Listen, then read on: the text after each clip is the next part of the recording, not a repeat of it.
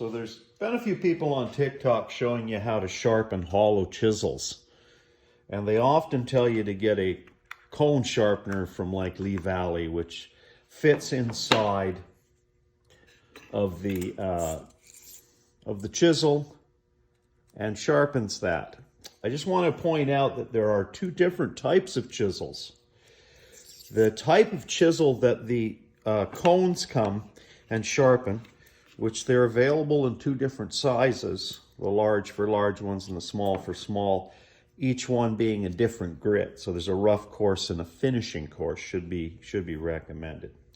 Let me explain first of all the types of chisels there are. So this is a Japanese pattern. What distinguishes a Japanese pattern is it has a large flute, a spur, and a single spur.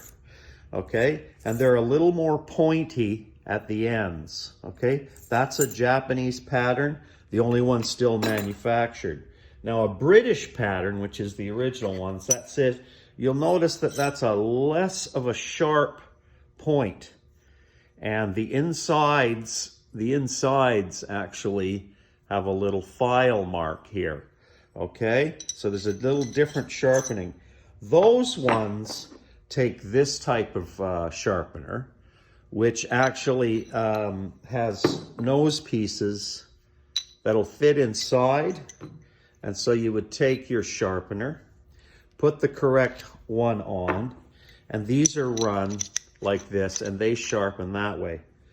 They're held in a brace and bit, and they do that. There are then special files, which if we look in this 50s catalog, you can see there is the sharpener, and these are the special files for the inside corner. Now, what's the advantage of a Japanese chisel over a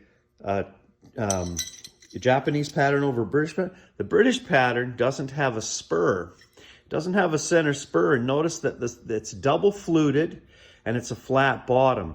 These type will cut a flat bottom mortise. These type, the Japanese pattern, let me see if I can get a larger one. You see, they don't, this is a Japanese pattern. They do not, they cut a sort of a sloppy bottom. Now, out of interest, I thought you'd like to see the world's smallest hollow chisel. And this one is 3 millimeters. That is less than 1/8 of an inch. That's the smallest hollow chisel ever manufactured. And you can also get them in long lengths.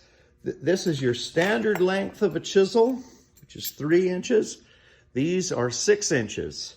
Very rare.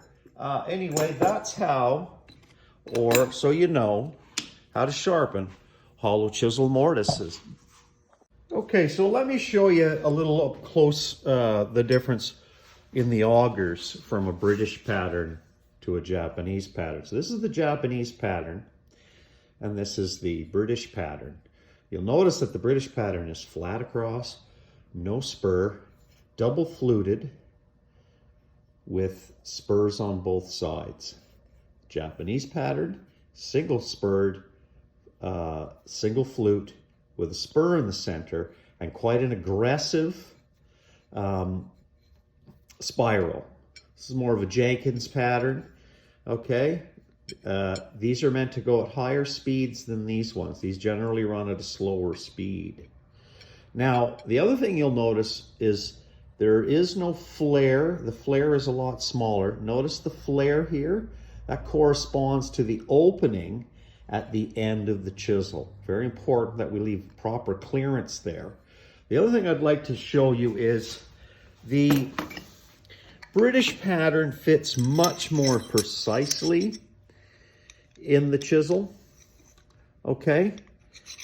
And these augers don't tend to, what I call, make a circle outside of the box. The Japanese pattern, on the other hand, tends to, wobble in the block. So here's a Japanese pattern. It actually has quite a bit of play, and the spur can wander outside of the mortise. Now, the other thing is I've got some Chilco. So these two are both Chilco brand, the last manufacturer to manufacture the British pattern. Okay, and so you can see that flat bottom sort of arrangement. You're also going to notice that Chilco made a very shallow wall mortise. These can split very easy, but they're much easier to plunge in larger diameters. So I have a few of those.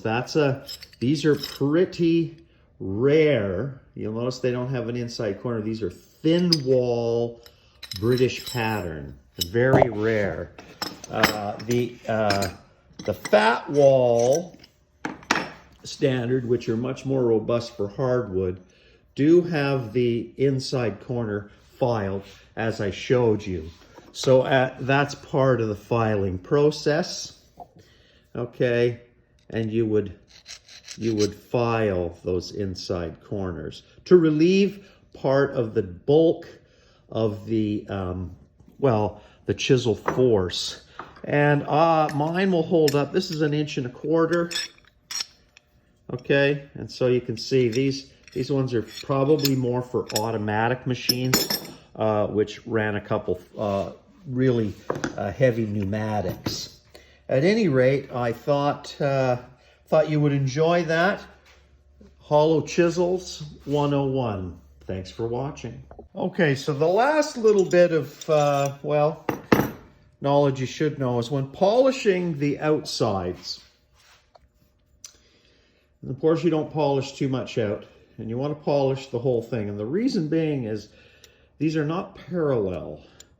The very nose, see, this one is 882, but further down is only 871.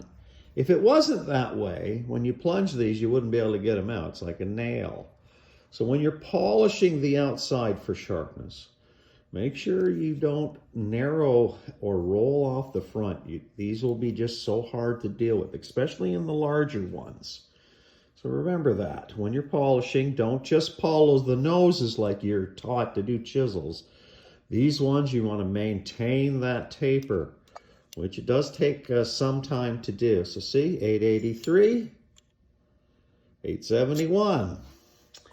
Anyway, that's all I know about hollow chisels. Hope that helps.